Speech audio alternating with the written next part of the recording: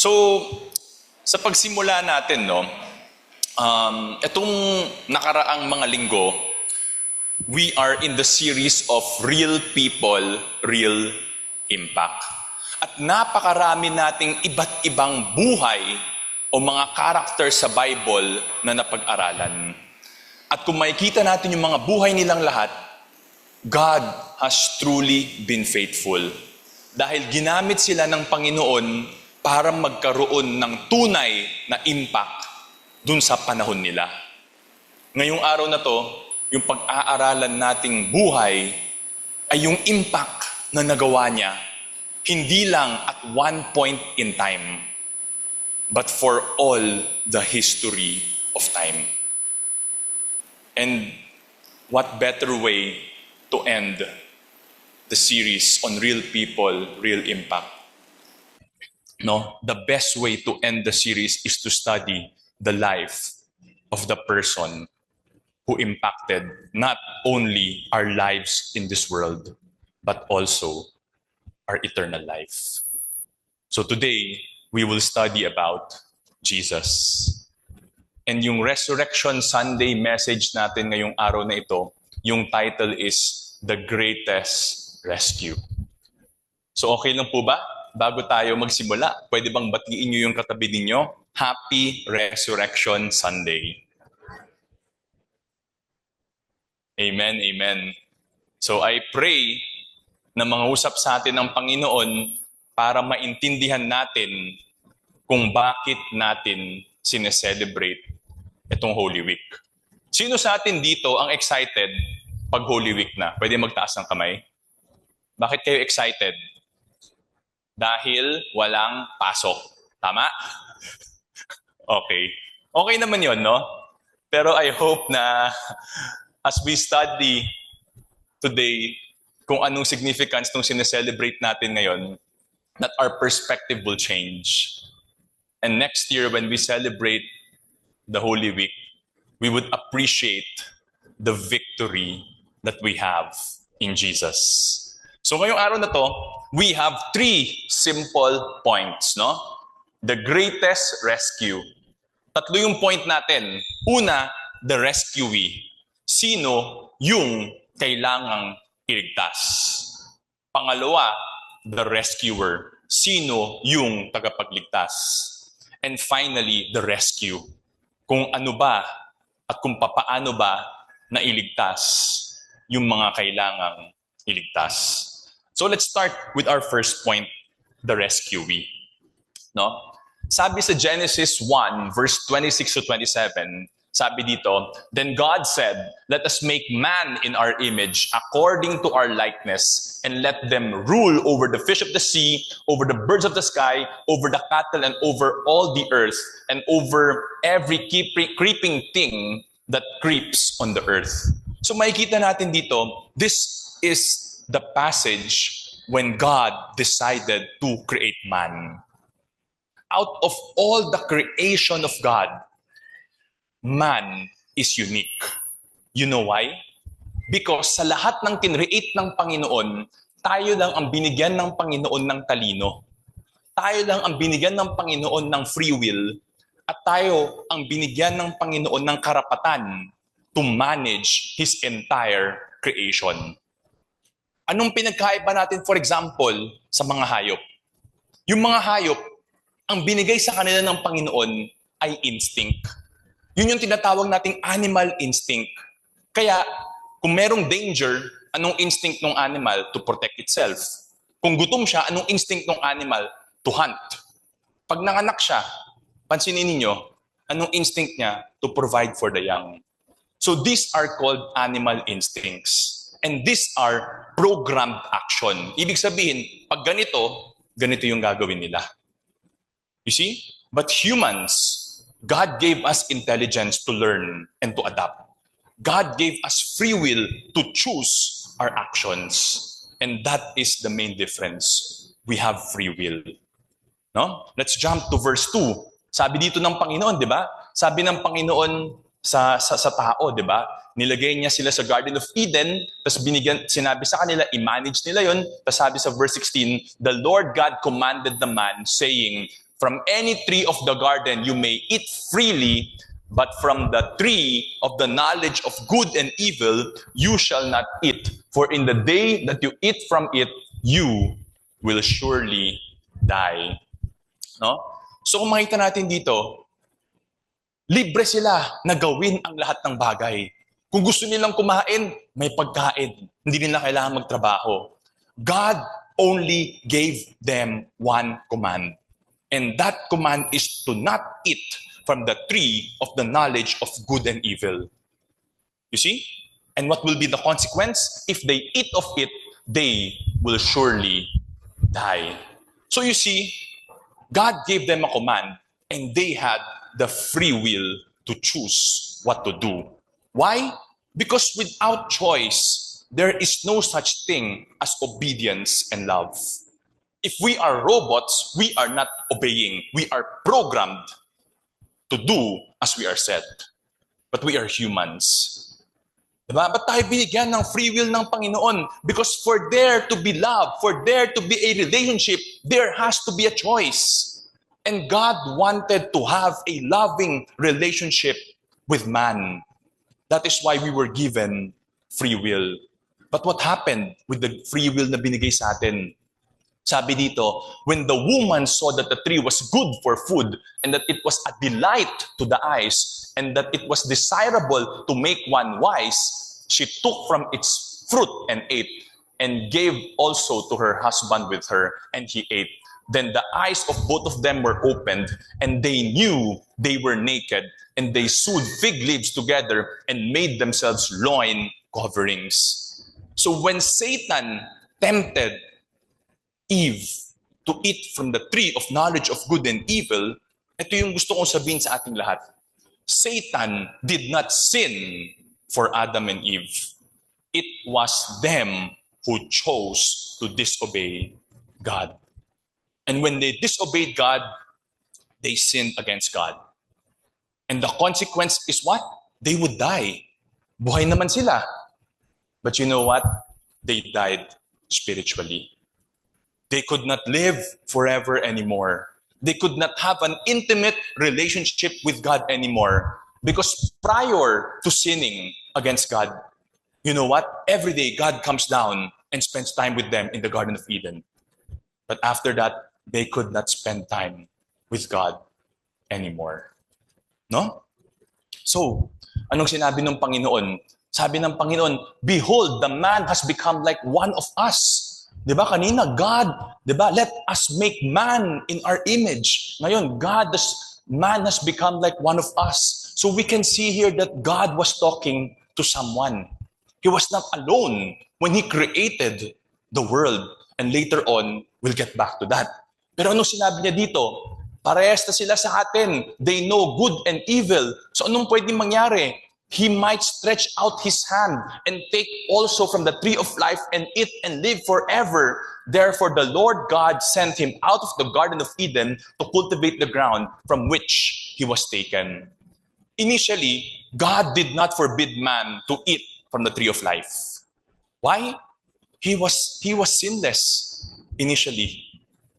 But when man sinned, God did not want man to give man the opportunity to eat from the tree of life. Bakit?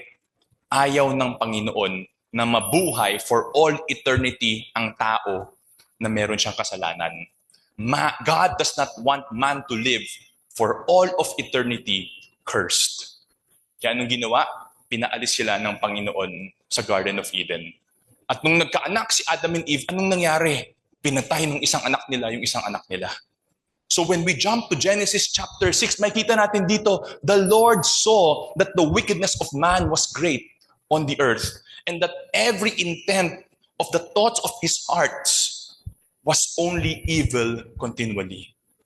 So makita natin dito, man went from bad to worse and continues to become even worse. This is the history of mankind. Kaya nga sabi sa Romans 3:23, for all have sinned and fall short of the glory of God. Ibig sabihin nito, lahat tayo nagkasalanan at lahat tayo patuloy na gagawa ng kasalanan. At kung iiwan lang tayo sa sarili natin, isa lang yung pupuntahan nating lahat. We will become worse. And this is the sad reality.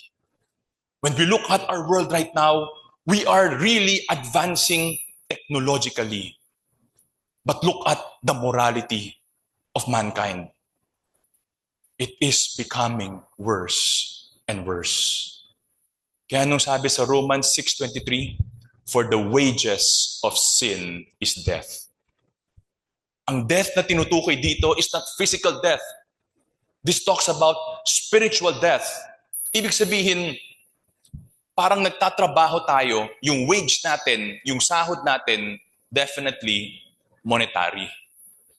Pero ang sabi dito, the payment, the wage of sin is death. So whenever we sin, we earn death for ourselves. And you know what? This is exactly what God told Adam and Eve. When you sin, when you disobey against me, you will surely die. And they indeed died spiritually. At lahat tayo, this is the same for all of us. When we sin, we die spiritually. At malinaw, alam natin, kahit di natin basahin sa Bible, all of us have sinned. So as we close yung first point natin, what do we understand? The rescuee man is very much undeserving to be rescued. And really, I can tell you, I don't know your stories, but I can tell you for myself, I don't deserve the grace of God. I don't deserve to be rescued by God. Now, we go to our second point, the rescuer. No? Tuloy natin, no? Yung Romans 6:23, sabi dito, for the wages of sin is death, but the free gift of God is eternal life in Christ Jesus our Lord. You might ask yourself the question, why Jesus? Why not others? Why not religion? Why not works? Why Jesus? Let's go to John chapter 1.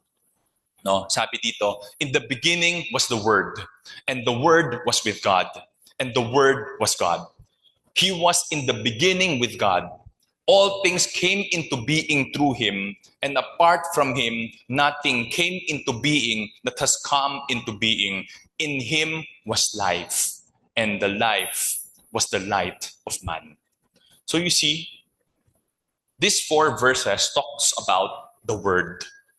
And if I can summarize it for us to understand, no, na mas mabilis, the Word is eternal. He was in the beginning. Before there was time, the Word already existed. The Word was with God. No? So the Word, kasama niya si God. And sinabi next, the Word is God. Diba? What else? Sinabi, all things came into being through Him. So, everything was created by the Word. And in Him was life. Sabi sa verse 4, the Word is the giver of life. So if we want to understand who this Word is, malinaw yun sa verse 14. Sabi dito, and the Word became flesh and dwelt among us. And we saw His glory, glory as of the begotten from the Father, full of grace and truth. So what do we understand? The Word became man. But when He became man, He retained His glory.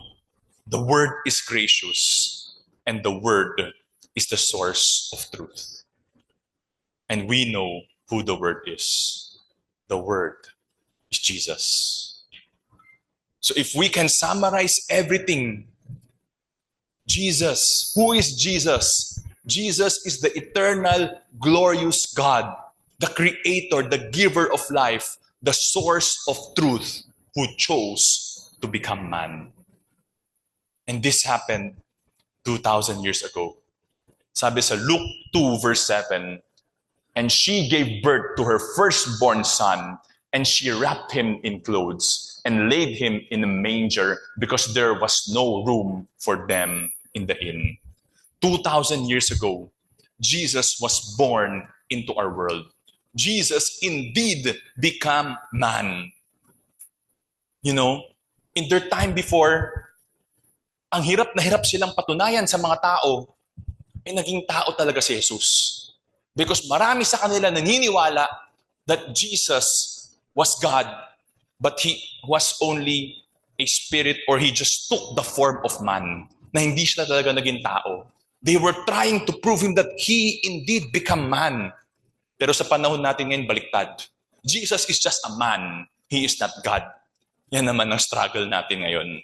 But you know what? Jesus was born into our world. He indeed become man. But the question is, kanina, why Jesus? What makes Jesus special? Sabi sa Hebrews 4, verse 15, "For we do not have a high priest who cannot sympathize with our weaknesses, but one who has been tempted in all things as we are, yet without sin." This verse, if you read the previous verses, is referring to Jesus. Anong sabi? Jesus is our high priest because He intercedes for us. You know what? But what makes Him different? He was tempted when He was in this world, like all of us. And yet, He did not sin. And that is what makes Jesus special. Bakit? Jesus lived a perfect, sinless life. The question I want to ask everyone here is that, sino sa atin dito yung confident tayo na itong nakaraang linggo hindi tayo nagkasala? Pwede ba magtaas ng kamay? Wala. Sigurado kayo? So pare-parehas tayong lahat? Kahapon lang. Sino hindi nagkasala kahapon? Meron ba? Bakit nahiya kayo? Ay, meron. Okay, praise God, may isa. Amen, amen. May isa. Praise God. So you see, for most of us, even not sinning in one day is impossible. So you see how special Jesus is, because Jesus lived a perfect, sinless life. So the question we might ask ourselves is, kung human nature ang magkasala and Jesus indeed become man, how did Jesus live a sinless life? You know why? Sabi sa Colossians 2 verse 9, "For in Him all fullness of deity dwells in bodily form." When Jesus became man, He did not lose His divinity. Ibig sabihin, when Jesus came into our world, He was born as man. He was born as a baby, and He grew as a man. But even when He was a man, He was still 100% God. He was 100% God and 100% man. And we might not be able to comprehend that. How can that be? 100%. Hindi ba 50-50? Paano yun 50-50? Di yung left side ni Jesus, God, yung right side niya, man. My goodness, that cannot be. The Bible is very clear that Jesus is 100% God and 100% man. Di ba? So there are things like this in the Bible. Di ba sinasabi ko nga lagi? Di ba? What about the sovereignty of God? God is in control of everything, correct? Yes, but we have free will. So how can God be in control of everything if we have free will? You see? So these things might contradict with each other, but both are true. And the same with Jesus. Why? Because Jesus lived a perfect sinless life because He is God. Why? Because it is only God who is perfect and holy. And if you read the Bible in the Old Testament, marami kayong mababasang prophecies about the coming Messiah, that the coming Messiah is both God and man. Why? Because the coming Messiah needs to be God. Because He needs to live a perfect, sinless life. But the coming Messiah also needs to become a man. Because as we know, He needs to die for us. So God is eternal and God cannot die. So we need a Savior that is a man. But if man lang na Savior natin, it will not work also because all man will sin eventually. But we need a perfect Savior. You see? That's why Jesus is 100% God and 100% man. Kaya sabi sa Philippians 2 verse 5 to 7, Have this attitude in yourselves, which was also in Christ Jesus, who although existed in the form of God, did not regard equality with God a thing to be grasped, but emptied himself, taking the form of a bondservant and being made into the likeness of man. Jesus existed in the form of God. Jesus existed in the nature of God. And God's nature is unique because nag-iisa lang ang God. There's only one God. So even angels do not share the same nature as God because angels are also created beings. There's only one God. And Jesus shares the same nature as that one God. See? So as we close, itong second point natin, what do we see here? Jesus, the rescuer, is not obligated to rescue man, but he willingly chose to. He chose to empty himself. He chose to humble himself for us. Why? For one simple reason. God loves us. And I want to tell you today, mahal kayo ng Panginoon. That's the reason why Jesus came into our world 2,000 years ago. So as we go to our third point, the question we ask ourselves is, anong rescue method ang gagawin ng Panginoon? What kind of rescue? So kung mahilig kayo sa movie, napakaraming movie na ganyan. Na na-capture, tas i-rescue.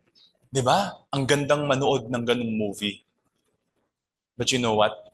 Usually, the kind of rescue na gusto natin is someone who would come, very charismatic, as a conquering king who would save us from all our troubles. This is what we want. Diba? Kaya nga lahat ng movie, may bida. Yung bida, pogi lagi, maganda lagi. Bakit? Para kakampi natin. You see? We want someone charismatic to save us from all our troubles. But you know what? When we look at history, the ones that conquered so much eventually abused the power that they had. And even in our world right now, the sad reality is most of the people in power, they abuse their power. So what kind of rescue ang gagawin ng rescuer natin? Tuloy natin yung Philippians chapter 2. Sabi sa verse 8, being found in appearance as a man, he humbled himself by becoming obedient to the point of death, even death on a cross. No?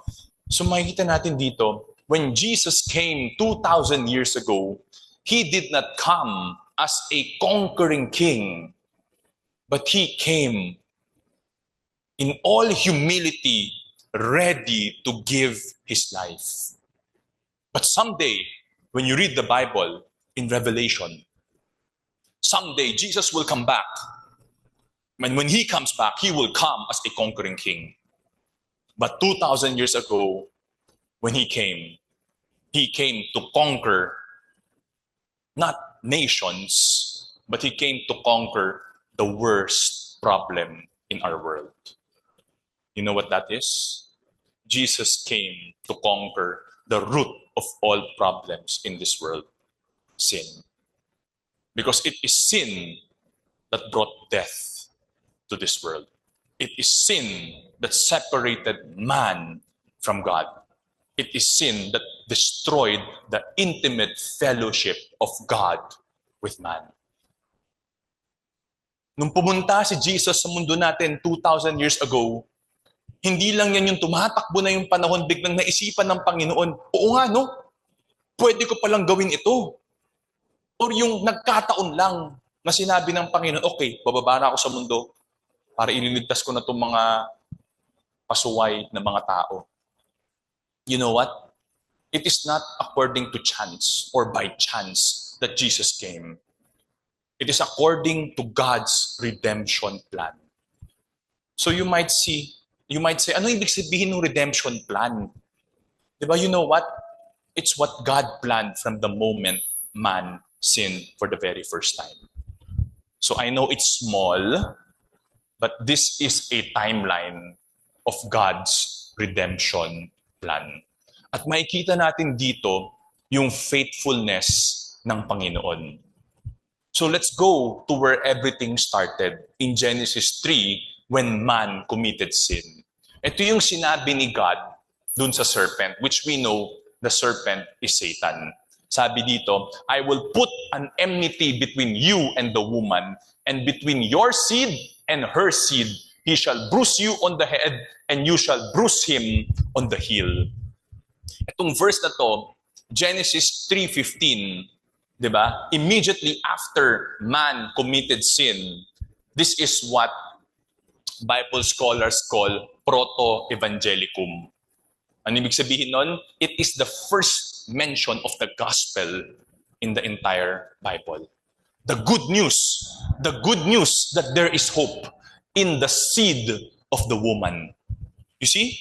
Why is the seed of the woman an impossibility?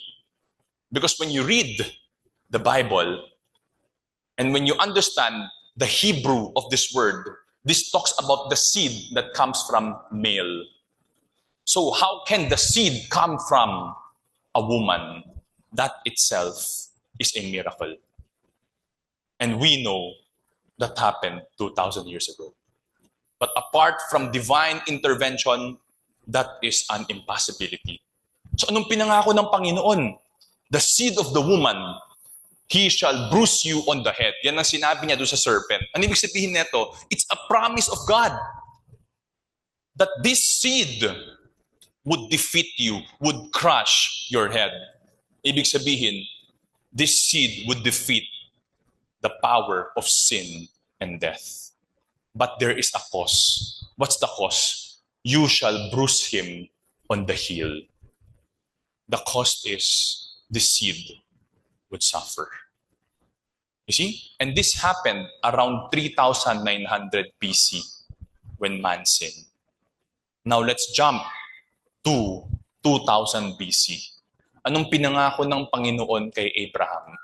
Sabi niya dito, I would bless those who bless you, and those who curse you, I will curse. And in you, all the families of the earth will be blessed. Yung salitang in you dito, no? When you go to Genesis chapter 22, verse 18, makikita niyo that God repeated the same promise. But ang ginamit ng Panginoon doon is, in your seed, all the families of the earth will be blessed. So makikita natin dito that God's redemption plan, God's plan to save humans is now clearer. Because out of the millions of people in the world at that time, alam na natin that the Savior would come from the family of Abraham. And the Savior will be a blessing to the entire world. No? Let's jump to 1400 BC. This was the time when the Israelites were enslaved by the Egyptians. They were enslaved for 400 years. And itong time na to is after God sent the 9 plagues already. God was about to send the 10th plague. Diba? And when you look at the different judgment of God dun sa mga plagues na pinadala niya, it's actually God attacking the so-called gods of Egypt. And this 10th plague, he will attack the main god of the Egyptians. You see? And anong judgment ito? Diba? It's the plague of the firstborn. Ibig sabihin, all the firstborn in Egypt will die. Whether it's the king, the servants, the regular people, or the animals. That's the judgment of God. But you know what?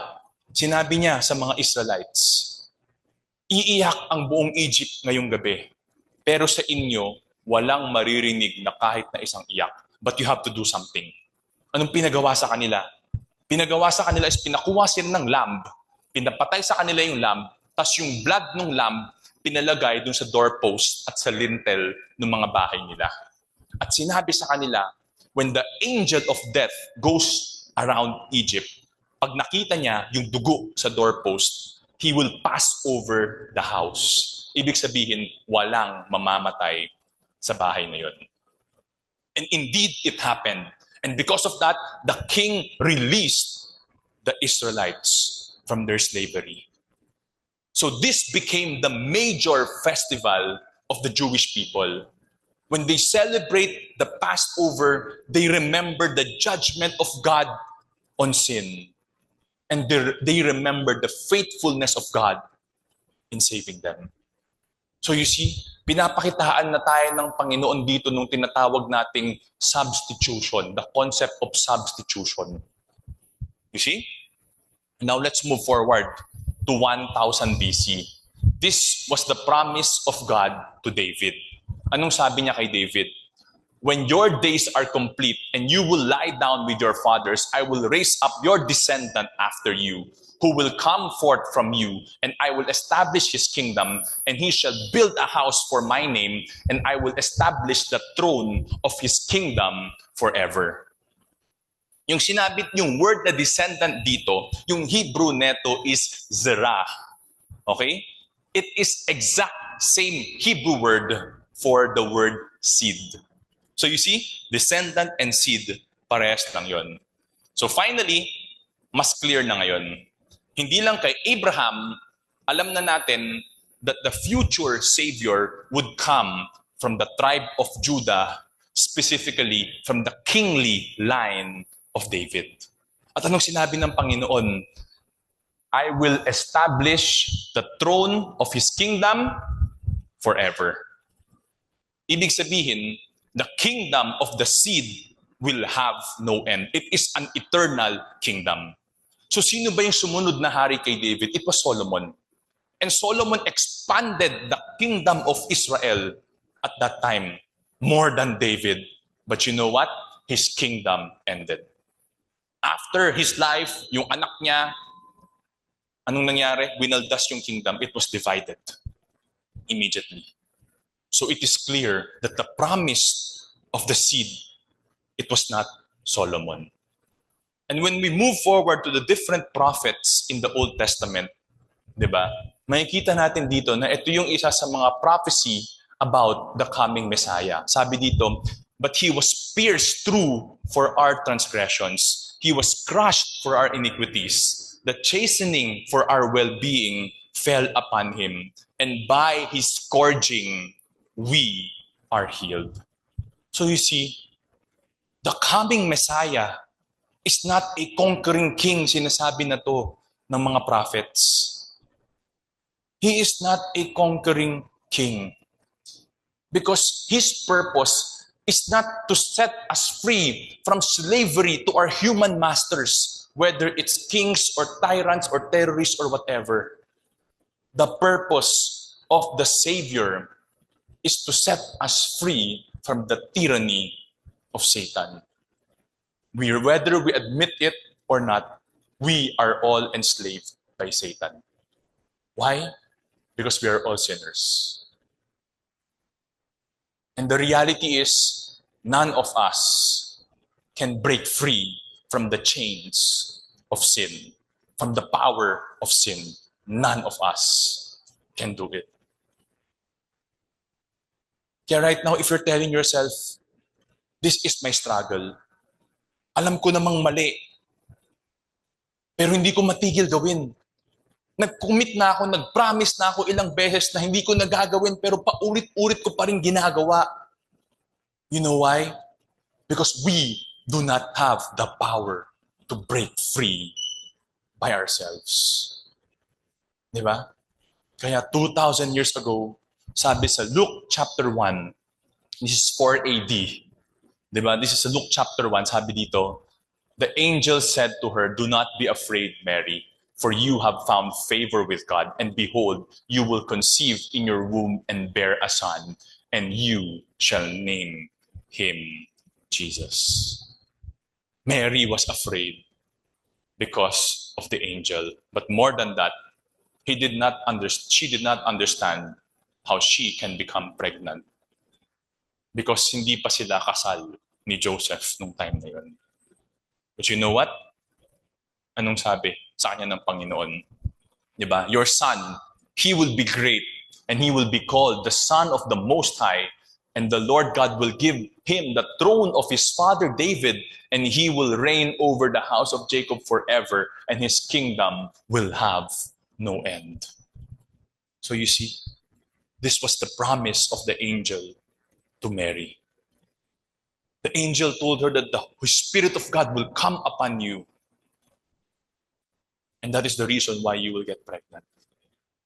And when you read the Bible, sinabi rin doon, it was recorded that Joseph never slept with Mary until she gave birth to Jesus. So you see, yung sinabing her seed in Genesis 3:15, it was fulfilled in the life of Jesus. So Jesus is the promised seed, the promised Savior, and the promised King who would rule forever. Pero alam natin na in His first coming, He did not come as a conquering king, but as a humble servant. Kaya nung nakita siya ni John the Baptist, anong sabi sa kanya? Behold, the Lamb of God who takes away the sin of the world. The Lamb of God. But si dinami-dami ng hayop na pwedeng ipaliwanag, the Lamb of God ang ginamit. You know why? Because in the Old Testament, they offer lambs as their sin offering. Kung nagkasala sila, nag-o-offer sila ng lamb. Ang ginagawa sa kanila doon is pag mag-o-offer sila ng lamb, yung lamb na yun kailangan unblemished, ibig sabihin perfect. Hindi pilay, hindi pangit yung mata, perfect. Unblemished dapat yung lamb. So when they offer the lamb as a sin offering, alam niyo yung ginagawa? Pinapahawak sa kanila ng priest yung leeg, kasi hiwain, to show them the seriousness of sin, that the consequence of sin is death. And that is why when John the Baptist saw Jesus, yan yung sinabi niya, the Lamb of God who takes away the sin of the world. Jesus came not as a conquering king, He came as a lamb, as a perfect, unblemished lamb. For what purpose? To take away the sin of the world. How? No? Sabi sa Matthew 16:21, from that time, Jesus began to show His disciples that He must go through Jerusalem and suffer many things from the elders and chief priests and scribes and be killed and be raised up on the third day. Jesus knew what will happen to Him. Jesus knew that He would die, but He also told them that He would rise again on the third day. The question is, why does He have to be killed? You know why? Because if we go back to the Passover, ito yung pinagawa sa kanila. Diba? Your lamb shall be unblemished, perfect, a male, a year old, and you shall take it from the sheep or from the goats. Moreover, you shall take some of the blood and put it on the doorpost and on the lintel of the houses in which they ate. Diba? So when the angel of death saw the blood, he passed over.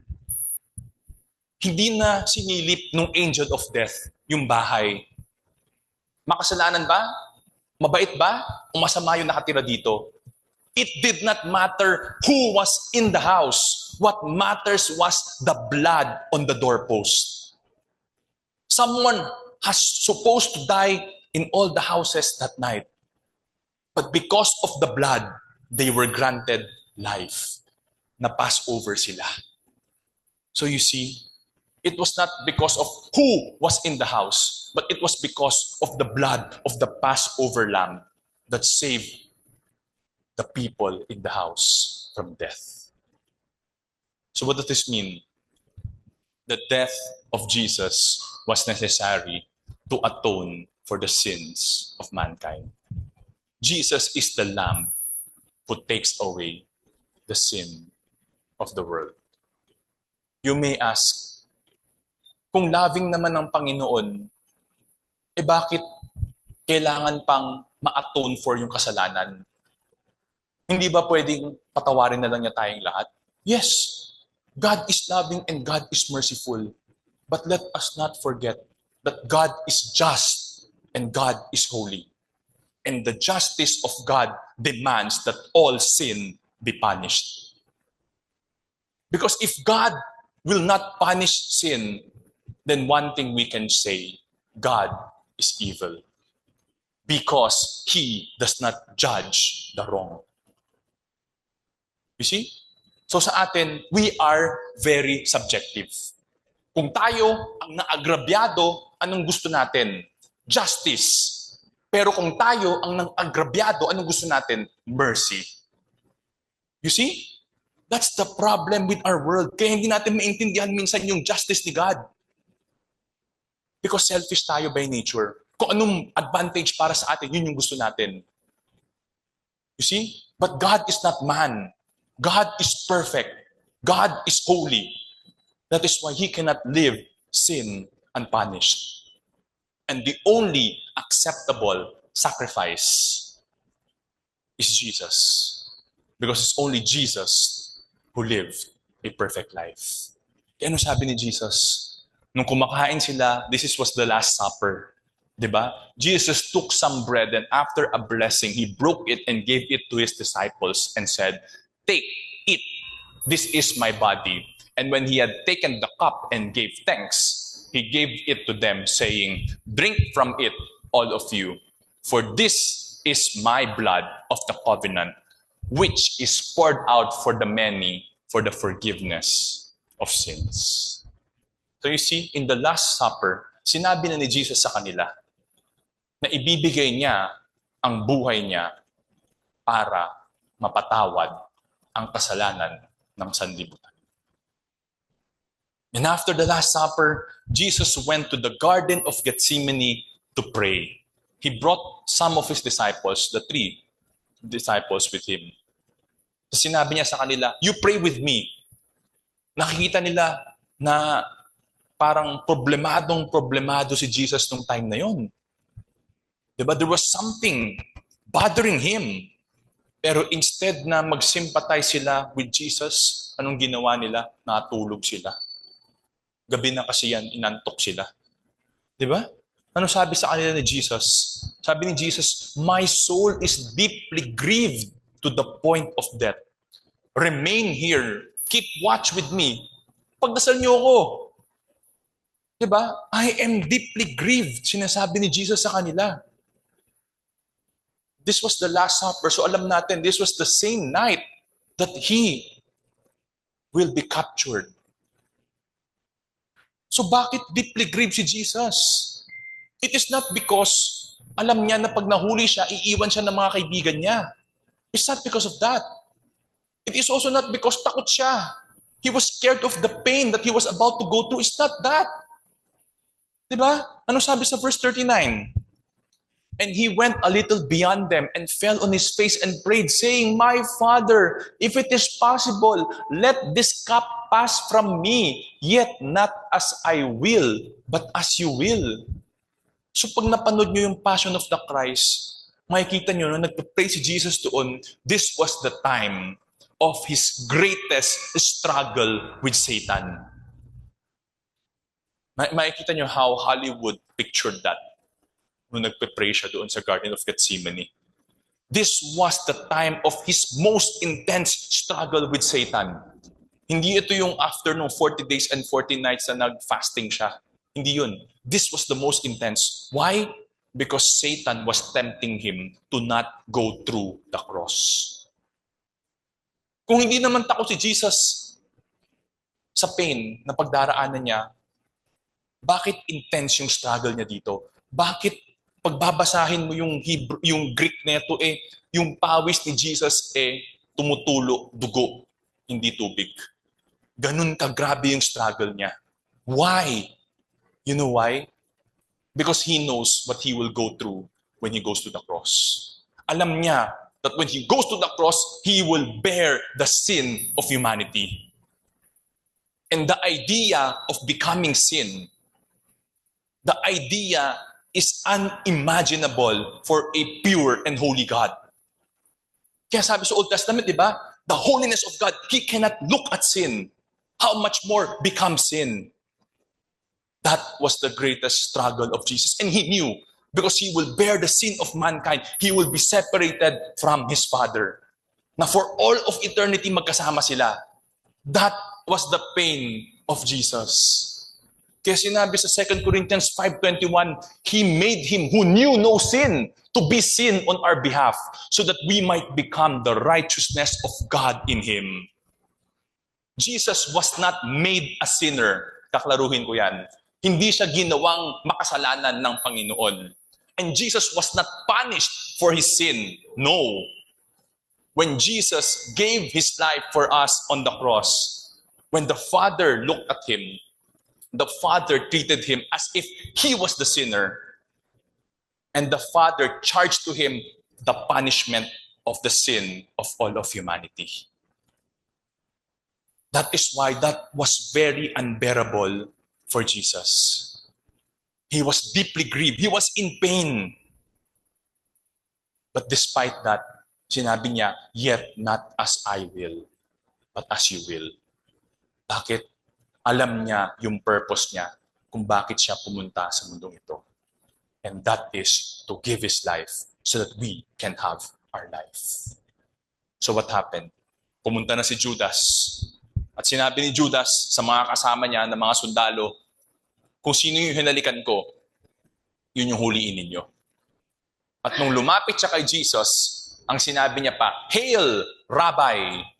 Pag sabi niya ng Hail, Rabbi, hinalikan niya pa si Jesus. Tapos after nun, hinuli na nila si Jesus. Tapos nung dinala siya sa chief priest, syempre kailangan siyang kasuhan.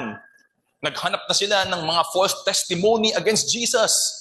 Pero wala silang mahanap na makapagsasabi na may nagawa talaga siyang mali.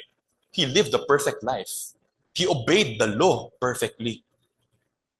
You see? But they made false accusations about him. Tapos dinila nila siya kay Pilate. And when they presented the case of Jesus before Pilate, alam ni Pilate. Pilate knew he was innocent. Alam ni Pilate na kaya siya dinala ng mga religious leaders sa kanya dahil nagseselo sila sa kanya. Dahil the people were being drawn to Jesus already. Nawawalan na sila ng significance. You see?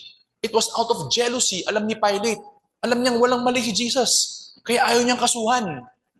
So anong inisip ni Pilate? Okay, sa itong Passover festival, every year, to please the Jews, nagpapakawala siya ng isang prisoner. So pinapili niya sila. Sinong pipiliin ninyo na pakawalan ko? Pumili siya ng isang notorious na kriminal, si Barabbas ang pangalan. Si Barabbas in charge of rebellion, ibig sabihin, rebelling against the Roman Empire, and he was a murderer. Diba? Ang layo kay Jesus. Tapos ang second option na sinabi niya, o sinong gusto niyang pakawalan? Si Barabbas o si Jesus? A murderer, leader of rebellion, or an innocent man, a man who has helped a lot of people. Kaya ginawa niya yun because the choice is obvious. Release Jesus! Yan ang sasabihin dapat ng tao. But you know what? The religious leaders pressured the people to choose Barabbas. And they chose Barabbas. So anong tinanong ni Pilate? Then what shall I do with Jesus who is called Christ? They all say, crucify him. Ang tinanong sa kanya, what evil has he done? Anong maling ginawa niya? Pero patuloy silang sumisigaw na, crucify him, crucify him, crucify him. So anong ginawa ni Pilate? Naghugas kamay siya. Bahala na kayo. Kung yan ang gusto niyo, bahala na kayo. Pero hindi ako guilty sa taong ito, sa blood ng taong ito. Ang sinabi pa nila, sige, kami na mag-bear ng guilt, pati mga anak namin. Guilty na kaming lahat. Basta patayin natin si Jesus. You see? And Pilate gave him over to be crucified. Anong ginawa nila kay Jesus? They stripped him of his clothes.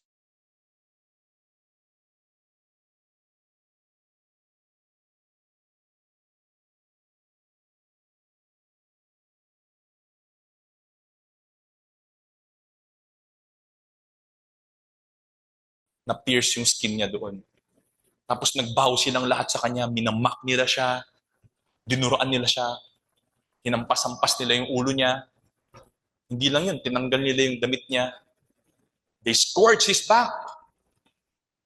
They scourged his back. Iba-ibang pamalo yung ginamit sa kanya, and it ripped the skin off his body. And after they tortured him, they made him carry the cross. Of course, mahina na siya nung time na yun. So they asked Simon to help him carry. And eventually, they crucified him. The religious leaders got what they wanted. Jesus crucified.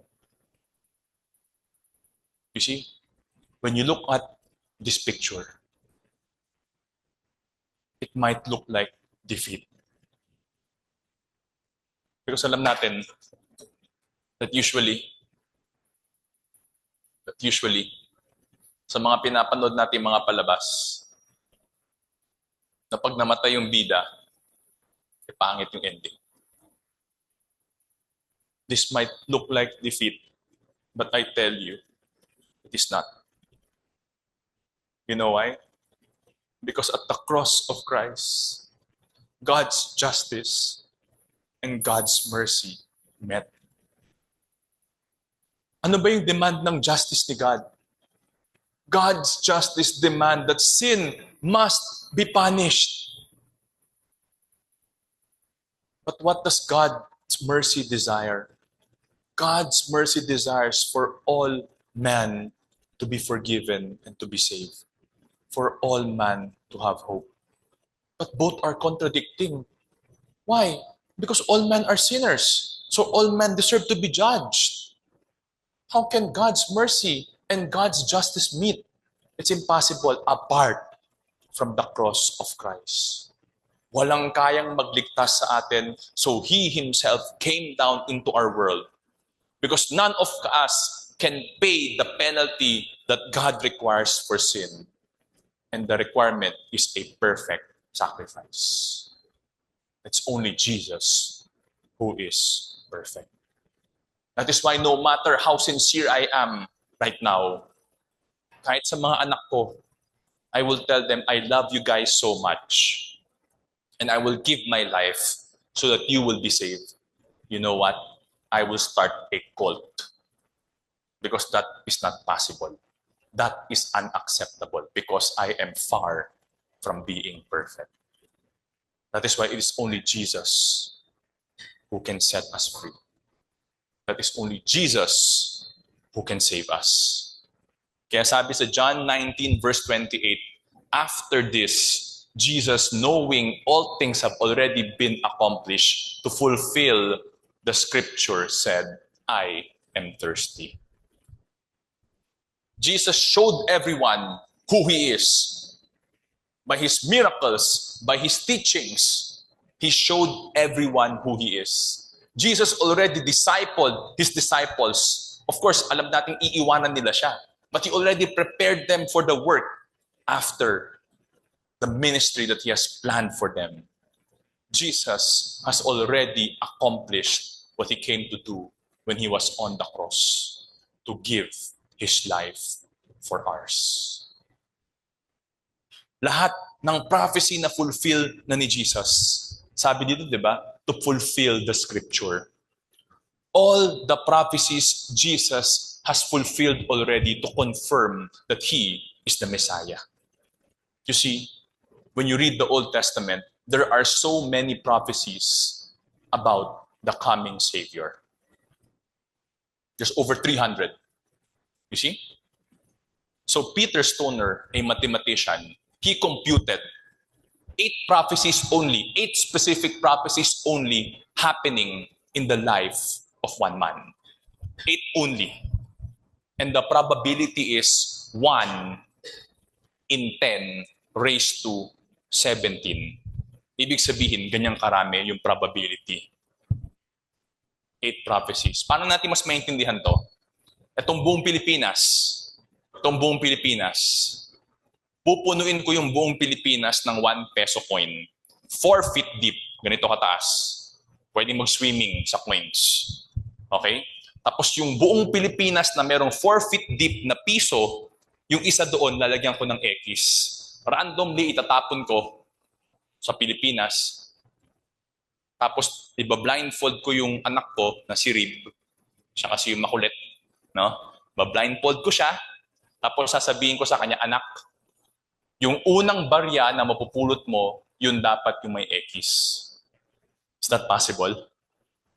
You see? This is only 8 prophecies.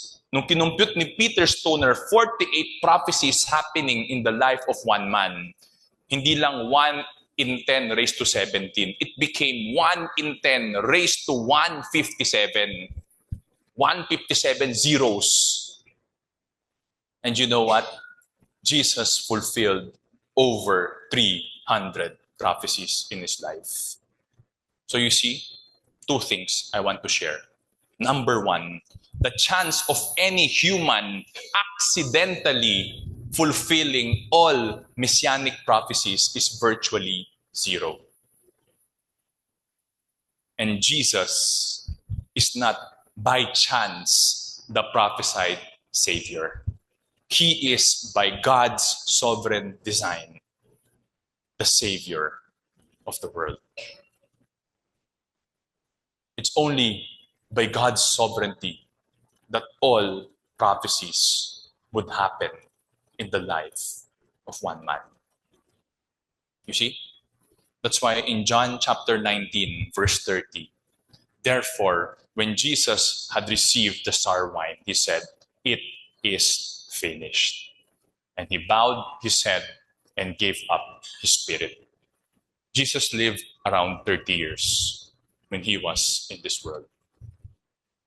And when he was on the cross, he shouted, it is finished, or in Greek, tetelestai. Ano ibig sabihin nun? Paid in full. Yung ibig sabihin nun, tetelestai, it is finished. Kung may utang kayo dati, at yung papel ninyo na sinasabi yung utang ninyo, tinatakan nung seal, tetelestai, ibig sabihin, paid in full na yung utang ninyo. And that is what Jesus shouted. Tetelestai. I have already paid in full the sin of humanity.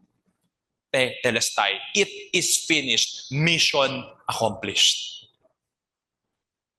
You see, that's why the cross is not a picture of defeat, but victory. Victory for us. Diba? Kaya at the cross, sin was paid for. God's justice was satisfied. And the way to God was opened. But you know what? If it ended in the death of Jesus, kung namatay si Jesus and tapos na yung storya niya, then you know what? Jesus is not who said he is. Bakit? Because it was prophesied in the Old Testament. And si Jesus mismo sinabi niya that the Messiah would rise again. So if Jesus did not rise again, then one thing is for sure, he is a liar. He is just a man, and he is not our Savior. But you know what? The good news is, sabi sa Luke 24 verses 1 to 3, diba? But on the first day of the week, at early dawn, they came to the tomb bringing spices which they had prepared. And they found the stone rolled away from the tomb. But when they entered, they did not find the body of the Lord Jesus. While they were perplexed, nag-iisip sila, ina-analyze sila, anong nangyari dito? Suddenly, 2 men stood near them in dazzling clothing. Diba? And the women were terrified. Natakot sila. These 2 beings, diba? Iba sila. So they were divine beings. So anong ginawa nila? Nagbow sila kaagad. Tapos tinanong sila, why do you seek the living one among the dead? Diba? Ano sabi sa kanila? He is not here, but he has risen. Sabi sa kanila, remember how he spoke to you while he was still in Galilee, saying that the Son of Man must be delivered into the hands of sinful man and be crucified, and the 3rd day rise again. Jesus is risen. That is what we are celebrating today. The victory we have in Christ.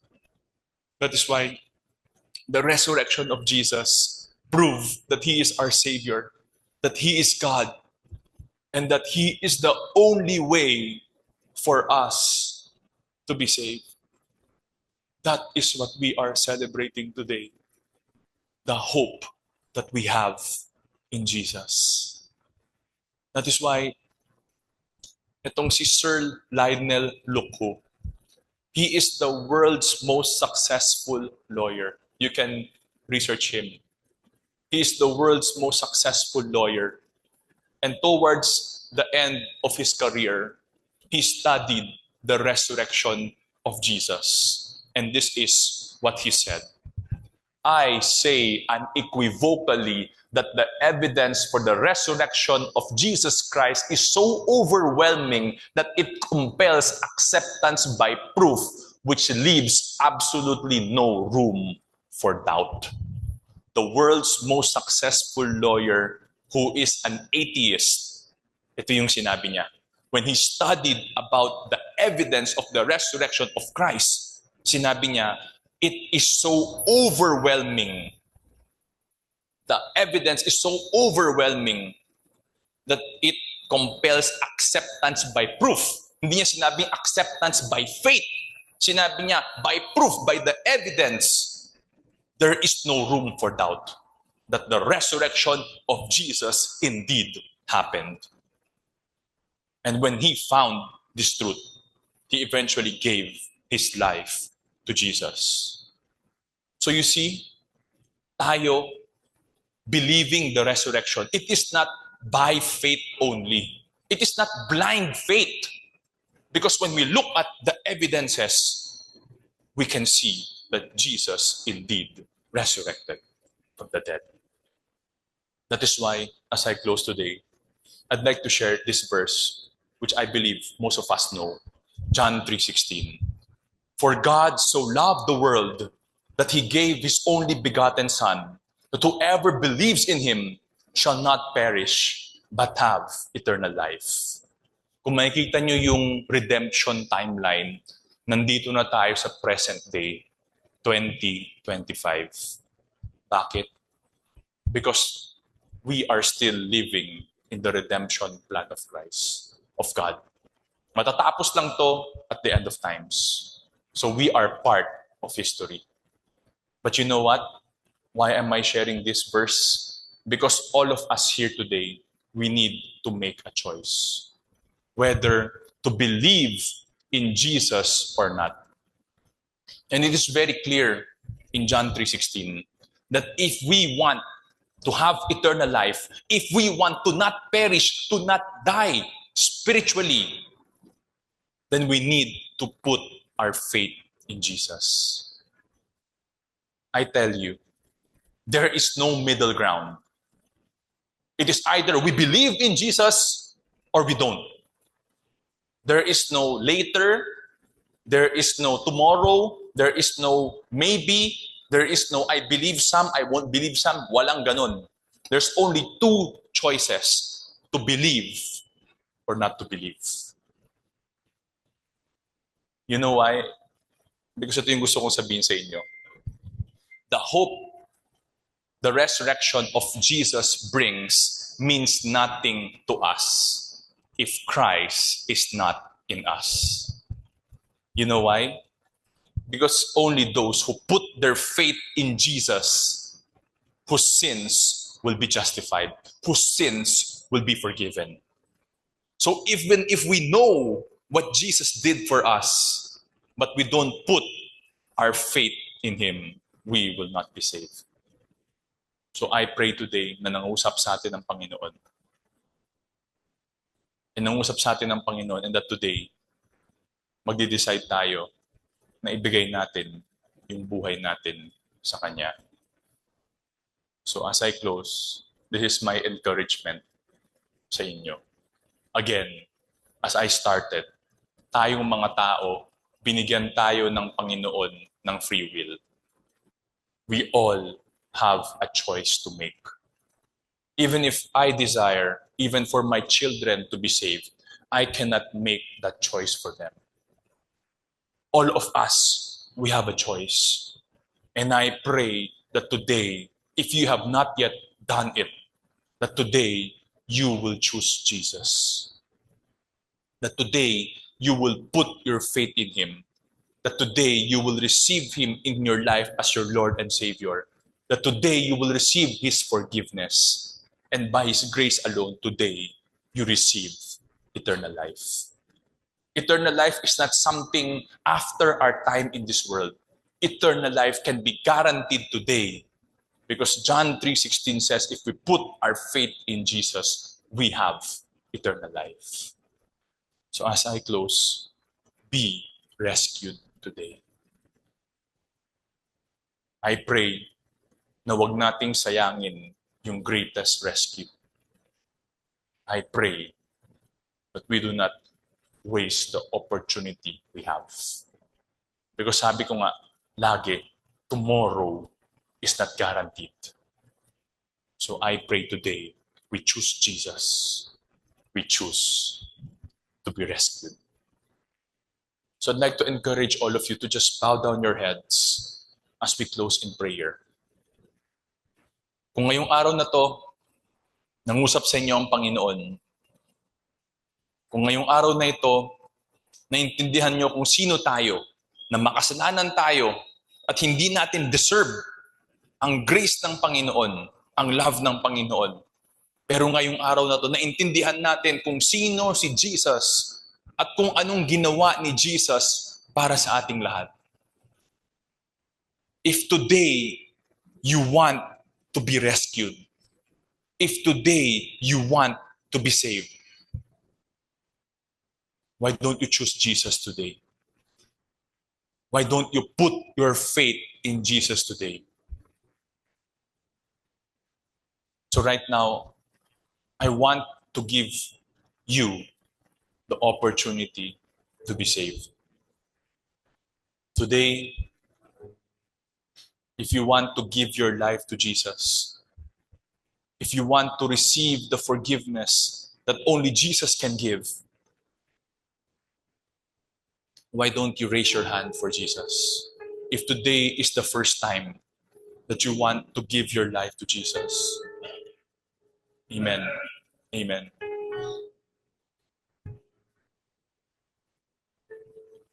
Don't look at the people beside you. And don't bother if people are looking at you. Nagpe-pray tayong lahat. This is between you and God. Amen. Amen. I would like to give you the opportunity today to really give your life to Jesus if you have not done so. Don't be ashamed of Him because He was not ashamed of you. Give your life to Him. He loves you. Amen. Amen. If your hands are raised, why don't you follow me as I pray? Itong prayer na to, you pray this from your heart. This is between you and God. You pray this prayer. Panginoon, humihingi po ako ng kapatawaran dahil sa mga kasalanang nagawa ko, Panginoon. Lord, naintindihan ko ngayong araw na ito na hindi ko kayang iligtas ang sarili ko. Lord, naintindihan ko ngayong araw na ito na dahil makasalanan ako, I am spiritually dead. Ibig sabihin, hindi ako makakapunta sa langit balang araw. Lord Jesus, naintindihan ko rin ngayong araw na ito kung sino ka at kung anong ginawa mo para sa akin. Na bumaba ka sa mundong ito para ibigay ang buhay mo para sa akin. Sinalo mo yung parusa na dapat sa akin. At dahil doon, dahil sa dugo mo, malilinis ang kasalanan ko. Lord Jesus, today, I ask your forgiveness. And today, I ask you to come into my life. I choose to believe in you today, Jesus. I choose to put my faith in you, Jesus. That is the choice that I want to make for myself. Because I understand that I am hopeless without you. So Lord Jesus, pinagdarasal ko na ngayong araw na to, pumasok ka sa buhay ko. Tinatanggap kita bilang aking Diyos at tagapagligtas. Tinatanggap ko ang kapatawaran na binibigay mo sa akin at tinatanggap ko ang buhay na walang hanggan na pinangako mo kung mananampalataya ako sa iyo. Tulungan mo ako, Jesus, na mamuhay para sa iyo. Baguhin mo ako at tulungan mo ako na balang araw, magamit mo rin ako na maging biyaya sa buhay ng ibang tao, na may pakilala rin kita sa kanila. Dahil lahat kami sa mundong ito, wala kaming pag-asa kung wala ka sa buhay namin. And for the rest of us here, Lord Jesus, pinagdarasal ko po ang bawat isa na dito sa amin, Panginoon. Pinagdarasal ko na ngayong araw na ito, naintindihan namin ang pagmamahal mo. At pinagdarasal ko na baguhin mo kaming lahat.